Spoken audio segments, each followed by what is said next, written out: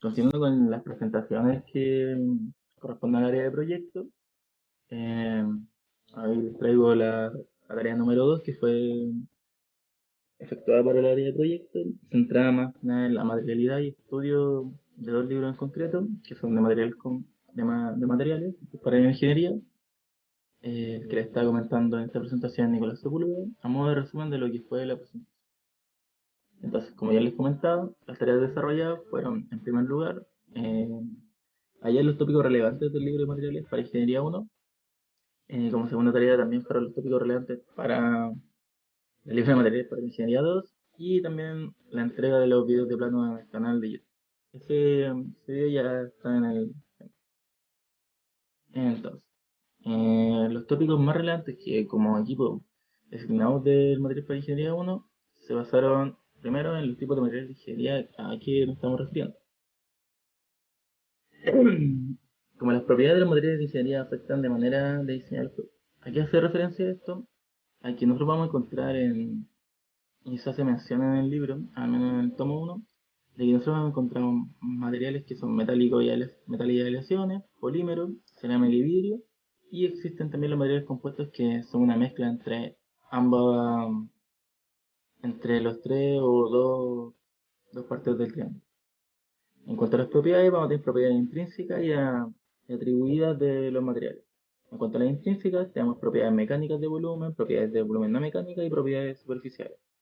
En cuanto a las atribuidas, está el precio y la disponibilidad, las propiedades de producción, facilidad de máxima manufactura y propiedades estéticas y apariencia. Todo esto van a ser influencia para el diseño al momento de ocupar este tipo de materiales. Uno de los capítulos más relevantes del tomo 1 fueron los módulos de elasticidad, que es más que nada a modo de resumen de todo lo que hemos visto en la carrera, que son básicamente recordar lo que era la extensión de tracción y la tensión de cizalla, además de que se nos da esta tabla, a modo de resumen, del diagrama de barras de valores de módulo de Young, en donde podemos observar que tenemos la cerámica, metales, polímeros y metales compuestos, que se van a comportar de diferentes maneras según el ejemplo que esté mencionando, y tendrá un módulo elástico mayor o menor. Es bastante intuitiva y a modo de resumen es bastante amigable. Otro de los capítulos que nos interesó fue el capítulo 8, en el cual se hace mención del límite elástico, la resistencia a la tracción y ductilidad. Esto también lo quisimos abarcar más que nada a modo de marco teórico, en donde se hace nuevamente un resumen de todo lo que ya hemos visto en la carrera de lo que son los límites elásticos, cuál es la deformación plástica, cuándo está la energía total y la unidad por volumen, y también la curva de fuerza alargamiento en probeta respectivamente, donde está el punto de quiebre, el punto máximo, la pendiente del módulo elástico y donde pasa a ser de un estado elástico a un estado plástico. También nos interesó el capítulo 17, el inciso D, donde están los fallos por fatiga, y aquí entraron el comportamiento de fatiga de componentes sin grieta, donde está la ley de Baskin, la ley de Coffin-Manson y la regla de Goldman. En cuanto a los comportamientos de fatiga de componentes preagrietados, está el crecimiento de la grieta en cada ciclo, donde pueden ver esta ecuación que más o menos mezcla y define cómo es el comportamiento. También capítulo 18 hace referencia a los diseños según la fatiga, en donde en primera instancia se nos muestra una figura donde está la resistencia a la fatiga aproximada para cada metal y aleación y la resistencia a la fatiga aproximada para cada metal. Además de que se nos dan las dos curvas que son para diferentes tipos de materiales.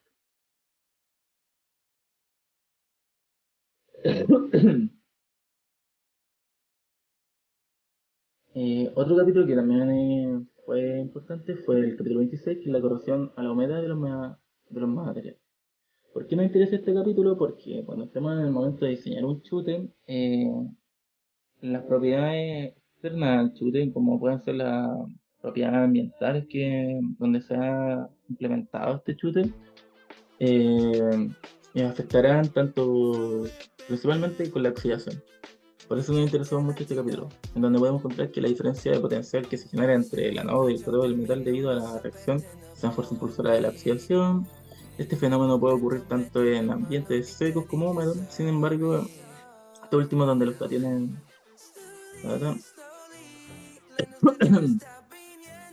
Luego tenemos el capítulo 28, donde está la fricción y el desgaste, en donde se encuentra la fuerza de roce. Nuevamente este capítulo igual es bastante importante para todo lo que queremos hacer con el tema principal, que es el chute, debido a que nosotros queremos limpiar las impurezas de los materiales particulares que estamos transportando en el chute. Entonces, uno de los puntos clave es el deslizamiento entre superficie e inicia cuando la tensión cortante en la punta de la aspereza es la mayor o igual al límite elástico de cortadura, como se puede observar en esta ecuación. Y luego tenemos la fricción y desgaste. Nuevamente, como nosotros estamos trabajando con el chute, constantemente va a estar transportando materiales particulados, lo que va a generar una fricción y a su vez va a estar generando desgaste. Entonces existen dos tipos de desgaste gracias a la fricción, el adhesivo y el abrasivo.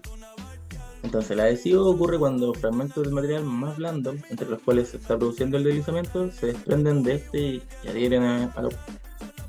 Y luego tenemos los abrasivos, que ocurre cuando el material más duro, entre los cuales se está produciendo el deslizamiento, induce un desprendimiento de fragmentos del material más blando.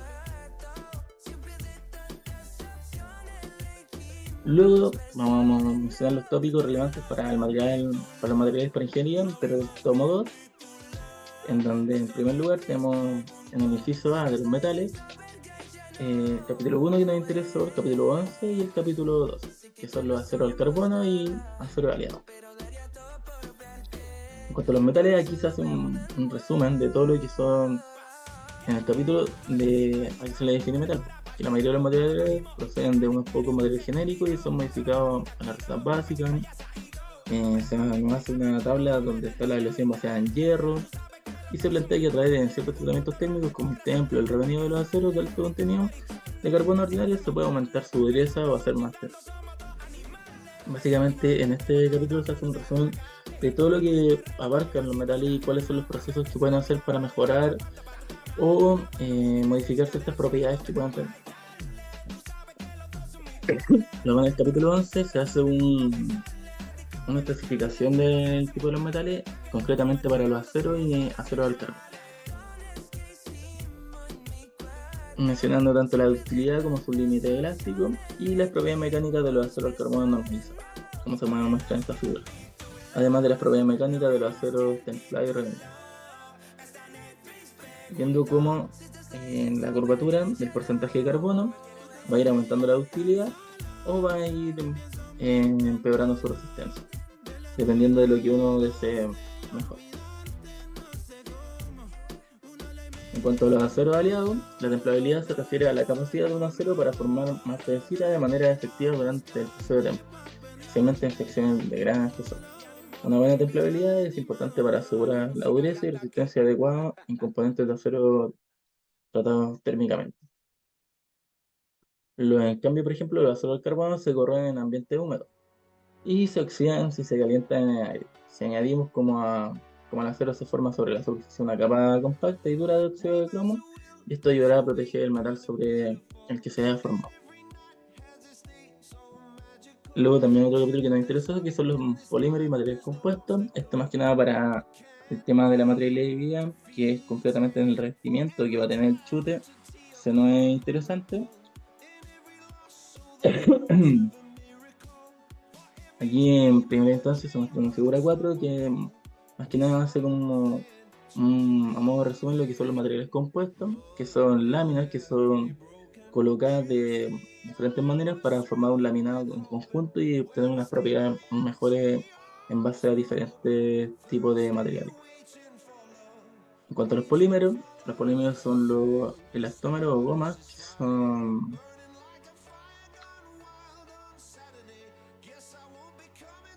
la extensión la memoria del material para que puedan recuperar su forma original después de retirar la carga a la cual pudieron estar sometidos. Las más comunes están basadas en la estructura simple, como la posición R ocupada por nitrógeno, H3 o sea, o C1.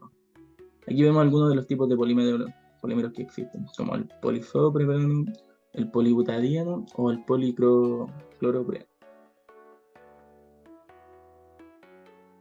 En cuanto al diseño con metal y cerámica, este es el inciso concreto que también nos interesó, donde encontramos los capítulos 27, 28 y 29. En el capítulo 27 se nos enseña el diseño con materiales, capítulo 28 los casos prácticos de diseño y el capítulo 29 fallos y desastres en ingeniería. Estos tres capítulos en concreto están muy relacionados porque se nos menciona el cómo abarcar el diseño con materiales, haciendo un análisis tanto por simulación como teórico, en donde va más ligado a las fórmulas, y se nos da una metodología en la cual poder profundizar y guiarnos para poder desarrollar el tema de los revestimientos y seleccionar el material más adecuado para realizar el revestimiento. Y además se nos mencionan casos prácticos y algunos fallos que han ocurrido en la ingeniería producto de malas decisiones o que no se han seguido al pie de la letra el bosquejo inicial del diseño con material. Y esa sería la presentación de eh, dos dedicada a la materialidad del área de proyecto. En concreto y a modo de resumen de lo que fueron los dos tomos, el tomo uno trata de concentrar todo lo que son los materiales, tanto polímeros, materiales compuestos, acero. Y en el tomo 2 se centra más en las aplicaciones, en cómo se pueden utilizar y en qué áreas se pueden desarrollar.